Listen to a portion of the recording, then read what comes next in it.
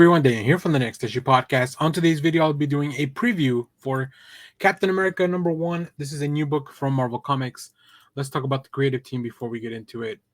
This book is written by J. Michael Straczynski with art by Jesus Saiz, colors by Matt Hollingsworth, letters by Joe Caramagna. In this book, what future awaits the man out of time? Decades ago, Steve Rogers changed the world forever. Now powerful and insidious forces are assembling to ensure he never does it again.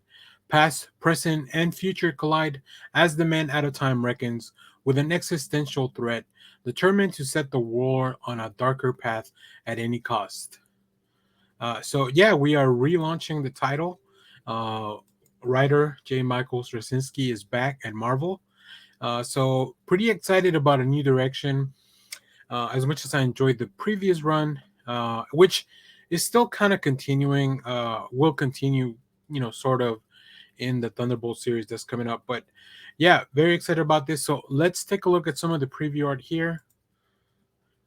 And I just really love how the preview shows a lot of really cool dynamic action, pretty much getting into it. I will say that the tone and the coloring is a little bit darker for my taste. I like a Captain America book to seem a little bit more bright, but yeah, we'll see. This under new ownership, rent controlled sign. Hopefully it's for the best as Steve tries to help the people in his building. So this is going to be a pretty interesting run. I'm sure. As always, thank you for watching, everyone. Remember to share, like, subscribe, hit the bell so you know when we go live. That is most Saturdays, 10 a.m. Central Standard Time. Stay tuned. We have more comic reviews, trailer reactions, TV recaps, all that fun stuff here in the channel. Thanks for watching, everyone. Bye-bye.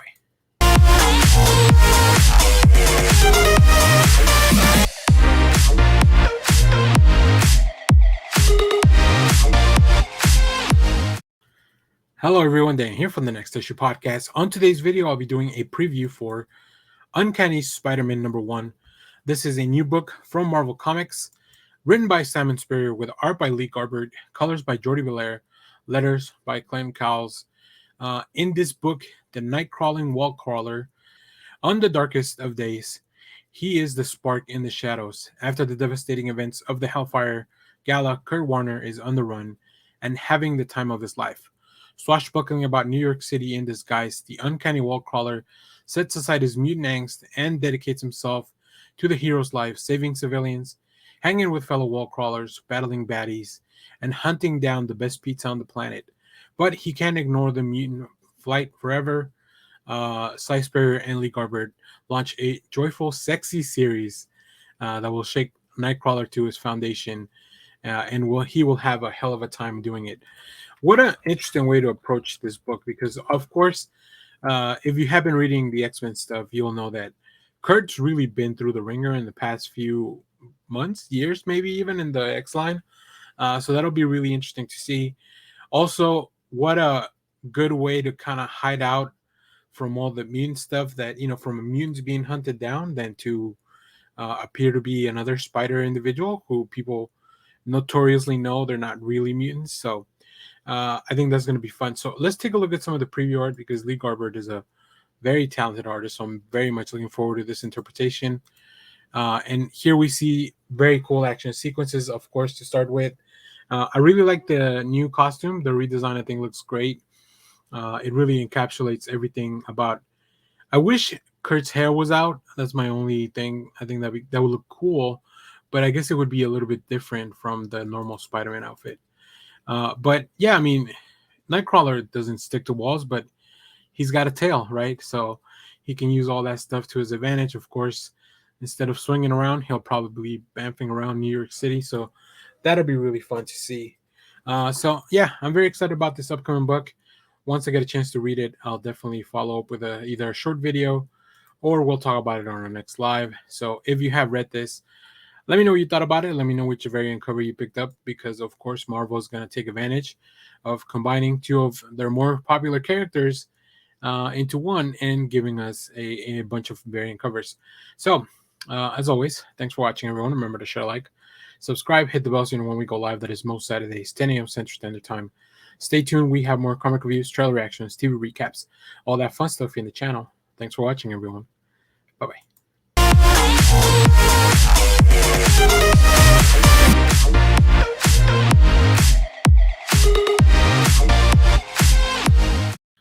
Hello everyone, Dan here from the Next Issue Podcast. On today's video, I'll be doing a preview for Predtor vs Wolverine #1.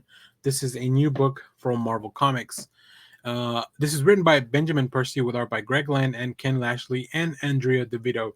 So multiple artists here, which I don't know if this means we're going to get multiple stories or maybe just different hunts. I don't know exactly the format of the book, but let me give you a quick synopsis before we take a look at some preview art.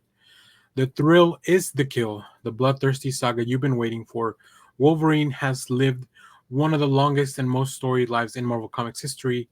Now witness the untold greatest battles of Logan's life against a predator. One, Jauta seeks the greatest prey in existence and finds it in Weapon X. From the blood-ridden snows of Canada wilderness, the sword-slinging streets of Madripoor, Wolverine and a Predator break everything in their paths on their way to the ultimate victory or glorious death. So yeah, it looks like we may get a few different time eras of this confrontation. So let's go take a look at some of the preview art here.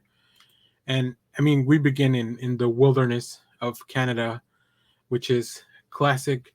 The fact that it's saying present day does denote to me that we'll definitely visit maybe a few different battles, and that's kind of why we have the different artists, because they'll each take up a time sequence, which I think it's fine. I think it's fun to have different artists for different eras in a story here. And then, you know, as we see here, of course, the Predator shows up. I will say a story like this to me is more exciting than just a regular Predator movie, because the Predators have a very unfair advantage, right? Every time they come into battle, they prepare, they have better technology than regular humans, and it is only by underestimating the humans that sometimes the humans kind of succeed. But you can't underestimate Wolverine, you can't underestimate a superpowered individual. So I think there's going to be a lot of fun. So I'll definitely be talking more about this as soon as I get to read the issue. There's some really cool covers, of course there is, because Marvel will not pass an opportunity to sell so many variant covers when you have Wolverine and the Predator clashing in their book. So you can see some of those at the end of the video. And if you get a chance to read this, let me know what you thought about it down in the comments. As always, thank you for watching, everyone. Remember to share, like, subscribe, hit the bell so you know when we go live. That is most Saturdays, 10 a.m. Central Standard Time. Stay tuned. We have more comic reviews, trailer reactions, TV recaps, all that fun stuff here in the channel. Thanks for watching, everyone. Bye-bye.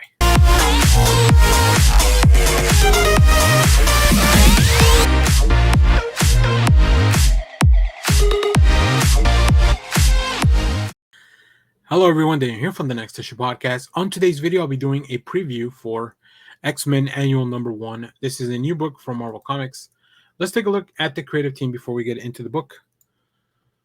This book is written by Paul Eller with art by Alessandro Miracolo, colors by Annalisa Leone, and letters by Clayton Cowles. This is another one of the annuals in the Contest of Chaos story. So let's take a look at the synopsis here, and we'll talk more about this upcoming book. Captain Marvel versus Cyclops. Drawn to the Alaskan wilderness by magics neither of them understand, Captain Marvel and Cyclops duke it out. Agatha Harkness' plan for the Darkhold is slowly taking shape, but will it come at the expense of the two world's greatest heroes? And what can an energy-blasting mutant do against a woman who can absorb the energy of the sun? That was my first question. I was like, Cyclops is going to get his ass kicked very quickly. But let's take a look at some of the preview art here. This did not feel to me like the Alaskan wilderness once I originally saw the art.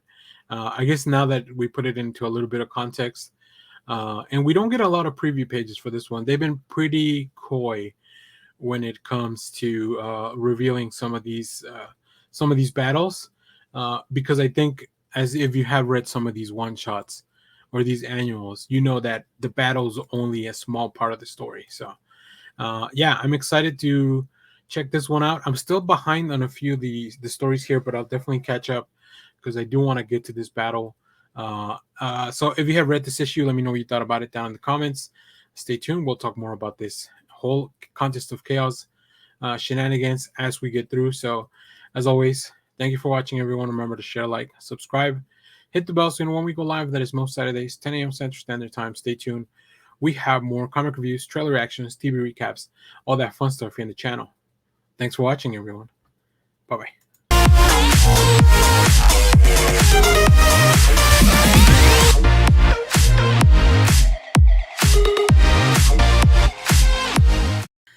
Hello everyone, Daniel here from the Next Issue Podcast. On today's video, I'll be doing a preview for What If Dark Carnage #1. Let's take a look at the creative team before we get into this book. This is written by Larry Hama with John McCrea on art, Mike Spicer on colors, Joe Sabino on letters. First of all, wow, having Larry Hama back to do a Carnage book, great move by Marvel. Before I get into the synopsis, I really have been enjoying these What If Dark one-shots. We've gotten some from Moon Knight, Venom. I forget who the first one was for. I think Spider-Man, or it was Gwen Stacy. So yeah, these have been a lot of fun. These are just great reimaginings of what could have happened at a certain very specific point in time. So let's talk about this one. What if Cortland Cassidy became Carnage? Cletus Cassidy, the madman who bonded to Carnage, wasn't the only family member to have a connection with the symbiotes. Cortland Cassidy, his long-dead ancestor, rests beneath Ravencroft Institute for the Criminally Insane. What would happen if this symbiote reanimated the corpse of Cortland Cassidy? Is the world big enough for two Cassidy Carnages? So I'm not very familiar with the character of Cortland, but I mean, the synopsis kind of gave everything you needed to know. Also, the fact that he's related to Cletus should give away how bad of an idea this is. But yeah, I mean, what's better than one Carnage? Two Carnages. So that'll be a lot of fun. Let's take a look at some of the preview art because I'm very intrigued. I'm not familiar with John McCrea's work, but I really like the exaggerated aspect to this, like especially in these opening pages. This first page is just stunning. Like Carnage is out of nowhere. It almost looks like a fisheye lens type of view. I don't know. I really like that approach. And then we have a lot of action, a lot of explosions, as you would expect in a Carnage book. A lot of hits coming off, and of course, bullets out the wazoo. So yeah, this one looks like it's going to be a lot of fun, as the other ones have been. I think this What If collection is going to be really cool when they finally put it together. I wonder how many more of these are going to do before they do some kind of collection. So I'm all on board for one-shot stories that are just fun here, like this, especially if you're bringing in back some really amazing creators to work on this stuff that maybe had some leftover ideas from back in the day. So if you have read this, let me know what you thought about it down in the comments. I'll do a follow video for sure, or we'll talk about it on the live stream. And if not, then you can always hit us up on social media, so you know what we thought about the issue. But as always, thanks for watching, everyone. Remember to share, like, subscribe, hit the bell so you know when we go live. That is most Saturdays, 10 a.m. Central Standard Time. Stay tuned. We have more comic reviews, trailer reactions, TV recaps, all that fun stuff here in the channel. Thanks for watching, everyone. Bye bye.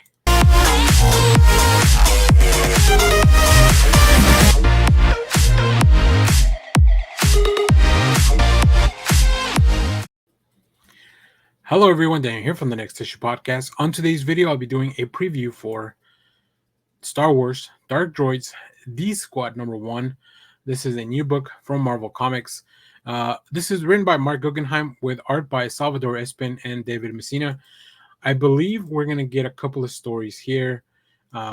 One, focusing on these droids, and then also a little bit of like some side stories. This is all related to the Dark Droids event that's happening all throughout the Star Wars line. So let me give you a quick synopsis here. The unsung heroes of the Clone Wars return. A terrible scourge is corrupting the galaxy's droids. To fight this menace, R2-D2 has assembled a team of droid heroes, the D Squad, filled with guest stars from across the galaxy, including a special appearance and showdown by Chopper from Star Wars Rebels. Plus, we have a story called The Book of Ajax that provides the missing pieces linking Revelations, Dark Droids, and Han Solo and Chewbacca. Read how it's all connected. that feels like very deep Star Wars stuff. I am behind on every issue of Star Wars because I'm actually just waiting for the trade on all of it. Even though I'm collecting this stuff um, on a monthly basis, like once the arc is done, then that's when I usually catch up on some of this stuff. Or even once the event is done, I usually catch up. So let's take a look at some of the preview art, and you will probably see your favorite droid as we kind of go through this. So let me know what your favorite droid in Star Wars is down in the comments. For me, mine won't be here because my favorite droid is dead. I guess both of them. But yeah, here we see WAC 47. We see Chopper. Oh, we don't see Chopper yet, but we do see R2D2. Now we see Chopper, which is crazy. I don't know if these two had ever met. I don't know if is this their first meeting? I think that'd be cool to find out. And then you get to see a little bit of a preview here of the Book of Ajax. So Mark Guggenheim has been writing a lot of Star Wars stuff, which is really fun. I think he's a fantastic writer. So very excited to see how this all plays out. So if you have read this, let me know what you thought about it down in the comments. We'll probably do a whole Dark Droids video once everything is done and I get a chance to catch up on everything. But in the meanwhile, let me know how you are enjoying the event.